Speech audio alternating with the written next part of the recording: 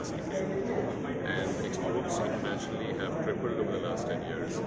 The customers were disrupted and there was a shaking in the confidence which had happened. This will be restored, and now people are again looking forward to the India steel from India. So what is your outlook on the current domestic demand and with recessionary fears across the globe? What is your outlook on the demand for international So the domestic demand of steel in India is extremely good. I would say over the last 6 months, demand in steel in India has held up actually the steel industry while exports was not there. Driven by infrastructure, driven by automotive, driven by renewable energy, the energy transition piece altogether. The international demand has been impacted. One, because of the pandemic, followed by the war, and the high energy cost as a consequence of the pandemic and the war is resulting into some de-acceleration in the demand in many parts of the world. But we expect that to be sorted out probably as we go along to the next year. So we are seeing that the input cost has also risen. So how are you really managing on a high input cost, and what will be your budget expectations? Yes, the margins have been affected because the cost of inputs went up, especially coking coal. It came down, but again has climbed up. That's a concern for us. We are also in touch with the government, and we are requesting them to take policy measures to develop the coking coal blocks in India, especially the Acharya coking coal block, which will help us to reduce our dependence on imports. As far as iron ore is concerned, I think we have ample iron ore available in the country. It's got rich mineral resources. We need to see how we should use low-grade iron ore better. Policies through beneficiation and supportive policies for certain iron ore which are below 45 Fe are steps which we are discussing with the government today to make sure that raw material security both for iron ore and coal continues for a reasonable longer period of time. As for expectations from the upcoming union budget, any particular wish list that you have? I think some of the areas the government through reforms has already taken care. We would look at one of the key steps is to improve demand generation. There is a lot of talk about green steel and decarbonization. We are looking forward to the government to basically mandate certain percentage of low carbon steel usage in any kind of let's say sector. For example, building and construction sector consumes almost 60% of the steel of the country. Building and construction, if they are mandated that okay, 20% of the building and construction will be through low carbon steel. It's a big step. It's a big step to improve the decarbonization story for India going forward. Globally, automotive has also taken the steps towards carbon neutrality, and we see the automobile industry talking to the steel industry to look for more and more of green steel. So the green steel initiative, decarbonization policies around hydrogen, how to support the industry and how to do the energy transition together will be something which we look forward to. In a phased manner. So similarly, the duty on Australia imports for steel is 5%. So almost immediately they gave us also immediate tariff elimination on steel products. I think whenever the Australia agreement enters into force, I think the steel industry will also benefit by exporting to these countries.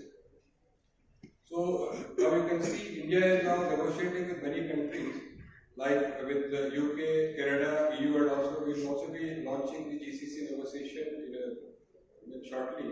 So you can see most of these countries we have trade complementarity in most of the products, including steel. So all these countries are only steel importing countries. We don't have any competition from most all these partner countries or region which will be negotiating. So this gives a lot of opportunities for the Indian steel industry to enhance their exports to these countries. And what is that we are doing differently when we negotiated the agreements with UAE, Australia, and also these agreements? So we are having extensive consultation with all the stakeholders. So in fact, as chief negotiator for the India-UAE agreement, I held maybe some 8 to 10 rounds of consultation with the steel industry, especially including Sitaramanji also participated in some of the consultations. So all these, whatever agreement we have signed or whatever agreement we are likely to sign, so we will only sign the agreement after every industry is on board. You can see after we signed the agreement with both UAE and Australia, so there is no negative news on any of these agreements because every industry has been thoroughly made extensive consultation because agreement involves give and take. Not every sector where we negotiate may not not benefit. Sometimes they also, domestic industry also may have to take some impact because it is a process of give and take. Like Acharya ji mentioned that we need to negotiate only with countries where there is only we can export but not import. As I mentioned, currently we are negotiating with those countries, but we need to be prepared even in the steel sector to negotiate with countries where they may also have the export capacity, but as the industry participant mentioned, now the India steel industry is very competitive, state-of-the-art technology, so we can compete with the best of the world. Agreements which are recently signed and also which are under negotiations. Like as I come from Department of Commerce, our mandate is to promote exports. So distinguished speakers before me already mentioned the importance of exports for the Indian steel sector. Like the speakers already mentioned that around 10 to 15% of the overall domestic production will be surplus and it has to be exported. So currently we are producing around 115 million tons, but according to the steel policy we need to reach the ambitious target of producing 300 million tons in India.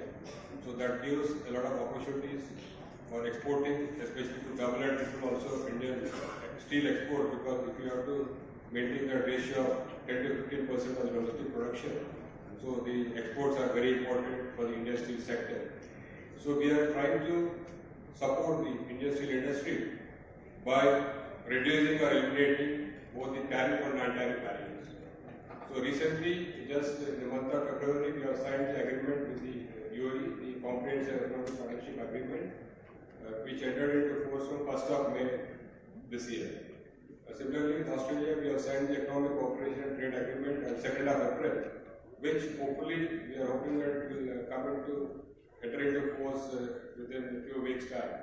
Because the Australian Parliament has already approved it, we are hoping that it will enter into force recently. So, for these both two agreements, these are the deep trade agreements which India has signed the last 10 years, with both the UAE and also with Australia. Just to inform about the UAE agreement, so while India has offered concessions on 85% of its tariff lines as the elimination criteria and 5% is the reduction criteria, we received concessions from UAE on 97% of its tariff lines, amounting to 99% of our total exports.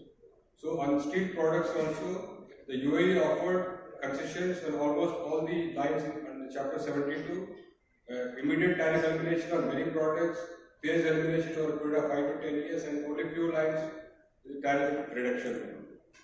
So already I think some of you must be availing benefits, especially now that government has also removed the export duty on steel. We hope we will significantly benefit by exporting to the UAE market, because last year we exported close to 1.6 billion worth of products, steel products to the UAE. And coming to Australia, Australia has offered us 100% duty elimination on all its tariff lines, while India has only offered elimination on around 70% of our tariff lines. Fora, they are a little nervous about India's growing capacities. There is a lot of fear as to what will happen with these additional capacities. Will it be an excess capacity within the country which will find markets in other countries? And that we always assure our other countries, the counterparts, the participants, that most of India's growth story is steel for itself, steel for the country. It is only over and above what we cannot domestically absorb that we hope to export. We do not project ourselves as an exporting country.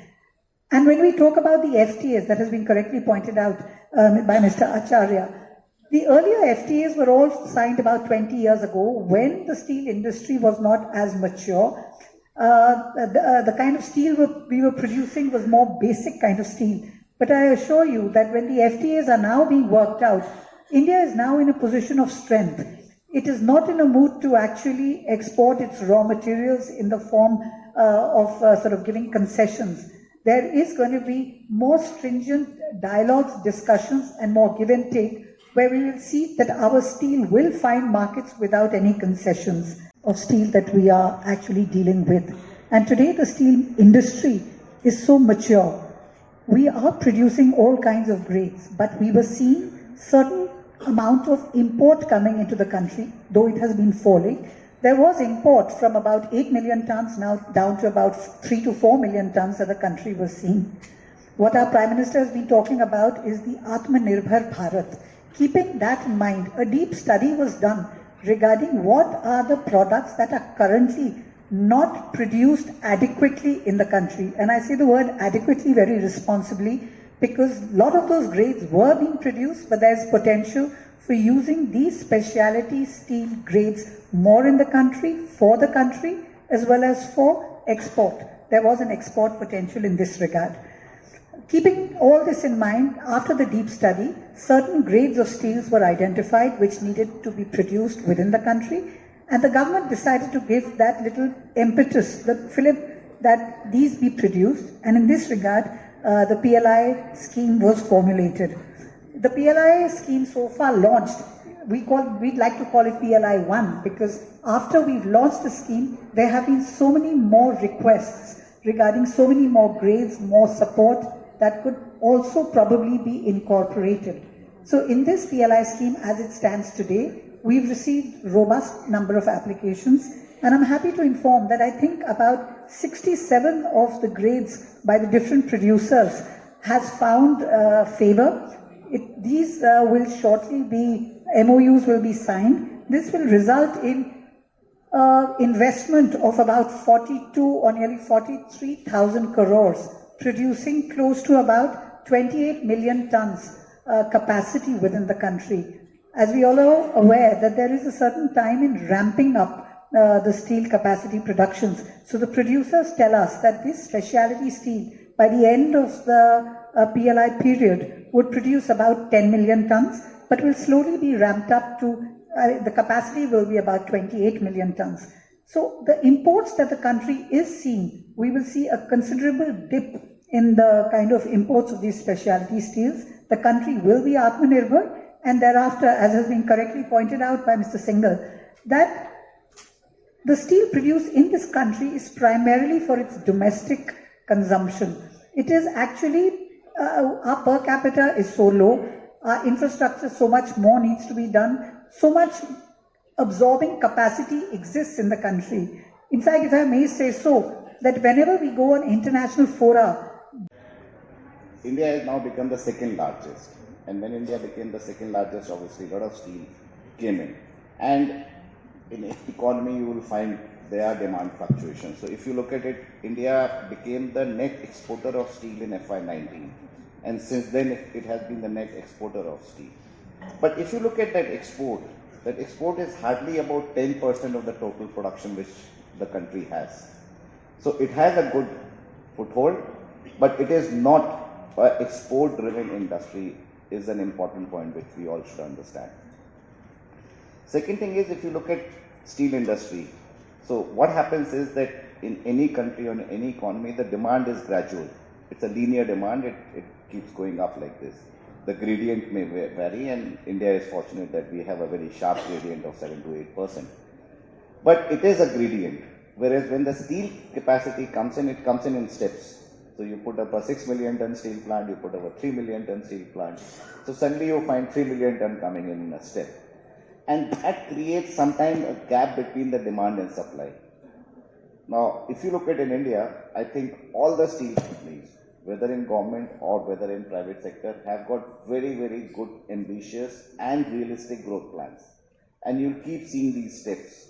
So from that point of view also, just to make sure that that gap between the domestic demand and the sudden increase in steel production, how do you manage that, and hence the exports are important.